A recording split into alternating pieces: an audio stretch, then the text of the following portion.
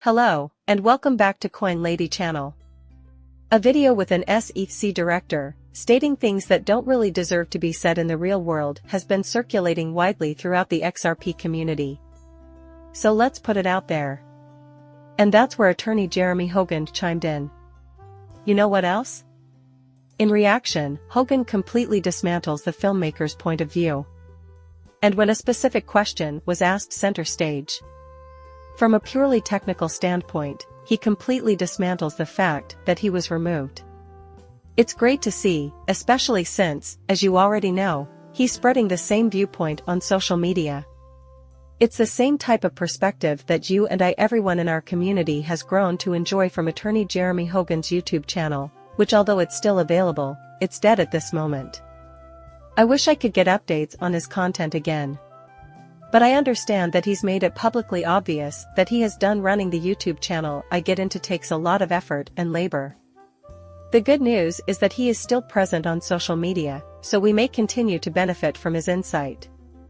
However, my heart goes out to all the new Jeremy Hogan followers who aren't on social media platform X and so can't interact with you. Okay, I'll give it a shot. I'll do everything I can to assist you in expressing yourself in that delicious attorney Hogan material. And while I read this, remember that it is a straight quote from him. It will sound almost the same if you imagine his voice instead of mine. I'll link to it and another piece by lawyer John Deaton that addresses this issue. But before we go any further, let me say that I come from absolutely no financial background. I am not giving any kind of financial guidance. Nothing I say or write should be used as a basis for making any financial decisions. Just a hobbyist here that occasionally posts films to YouTube on various crypto-related topics. By the way, I'll only take note of the headline. I don't see any reason to read the entire piece. Nonetheless, I'm going to state that whatever the truth is, I'm not surprised by the headline. It probably won't come as a shock to you either. However, check out this. Chief of Staff. Here's a photo of the Gerber baby food they provide. Someone like this is being referred to. The director of SEC's Enforcement Division is currently the subject of a corruption probe.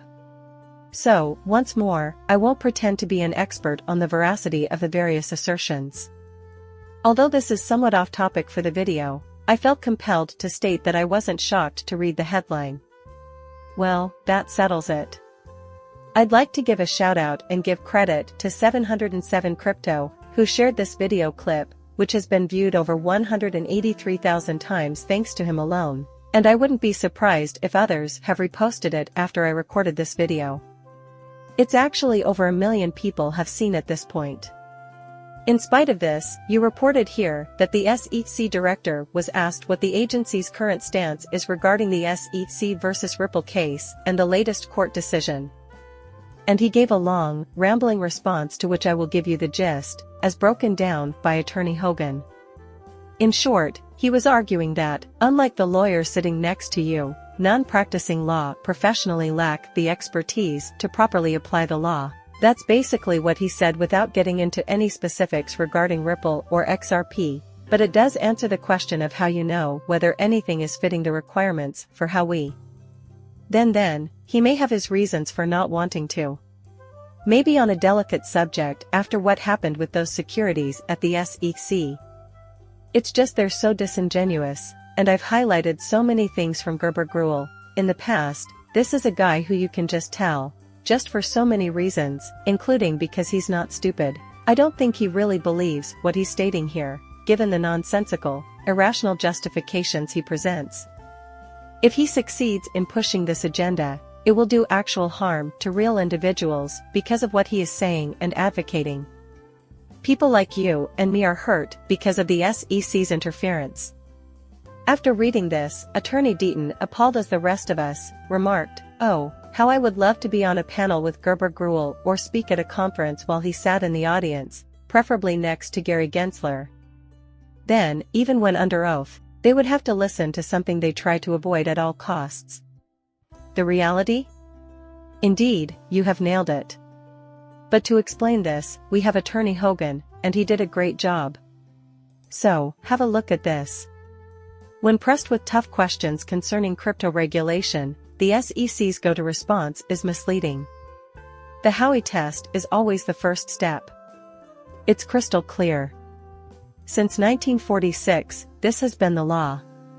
Yes, on the first day of law school, you are taught that the majority of legal tests need you to look at 3 to 5 elements, such as the Howey test for whether an asset is sold as a security. In addition, he made reference to things on the screen, however, I will not be reading them in order to save time. But you can stop and look if you like at this precise moment. However, this is the thing he is talking about in particular. But that's okay, because we'll make it. For the sake of this video, it is not necessary to read that, merely having an understanding of the concept will do. So then he adds, these tests allow for flexibility and approach and are governed by case law that is formed around and defined test. These components, however, leave a lot of space for debate and legal action. This is central to the common law system, yet it is also its greatest flaw. The tests function adequately in the settings of a business dispute or car accident. There has been an issue, a disagreement that needs to be settled, in my opinion. And the elements of the legal test provide a framework for an analysis and resolution. In cryptography, this is not the case. While the common law structure and analysis are effective in resolving conflicts, they are woefully inadequate when dealing with complaints, especially in areas where there is scant or no case authority. It's a gamble to try to use the Howey criteria in other crypto initiatives. The SEC is being dishonest in this regard. The SEC has no response to the nuanced opinions of one judge and the nearly opposite conclusion of another judge other than to assert that all attorneys are aware of the factors. There is some truth to that, and then a lot of why. That's probably my favorite line from the whole thing. A lot of illumination in this topic. Just a few minutes earlier, I was referring to this same thing. So because he was mentioning all the attorneys in the room at that conference, and everybody else is working in a professional manner. Here, within this chamber. He claims that every lawyer is familiar with the elements. You get the point, right? Neither is it obvious, nor is it applicable. What the heck, when there are judges who are opposing this, how dare you say it's clear? How can you say it with a straight face? And I've always considered that incredibly nasty here. It's refreshing to see Attorney Hogan just decimate this person with logic. Well, let's hear more from Attorney Hogan. Any attorney who reads our methodology can recite the elements, but using them on a cryptocurrency business with a custom token model is just speculation. In such a situation, it is reasonable to expect the SEC to carry out its duties by interpreting the law to clarify what is permitted. But the instruction from the SEC, the previous SEC administration, was superficial and sometimes conflicting. According to its most recent promotional film, the SEC appears to have abandoned its role as interpreter in favor of a greater emphasis on enforcement and annual revenue. In a word, yes, it's revolting. Some of you probably caught that as well. Wow, talk about laser-like precision. Oh, look at all this cash we're raking in, we're just rolling it about in the flour. Take a look at how many in-flight music options we have. Matching auto collisions. These individuals reek of filth. How dare it? Isn't there some other metric you should be paying more attention to in the SEC? Oh, my God, what a horrible company. Then, Hogan's legal counsel adds that the SEC has decided to only respond in the way that he sees fit, rather than reinterpreting the statutes to accommodate emerging technologies. This not only allows, but also encourages arbitrary and inconsistent law enforcement. It's like if you went to a gym and said you wanted to look like Brad Pitt in Fight Club, and the owner handed you a pamphlet explaining how fat gets burned and muscles grow, but the application was everything but clear. And then wishes you success. Yes, it's easy to achieve Brad Pitt's style. The pamphlet, however, is of very little use. And by the way, when you failed to look like Brad Pitt later that year, you are kicked out of the gym and sued. Sadly, you're right on the money there. That's a fair estimate. I have to rewatch Fight Club. As an aside, I haven't seen the movie in at least a decade, and it's been far too long. He concludes, and yes, I was feeling old and soft today, and that inspired this thread. So, optimistic Jeremy, as in, Jeremy Hogan. No one here thinks you're too elderly and weak to hold your own. We admire your vitality and strength.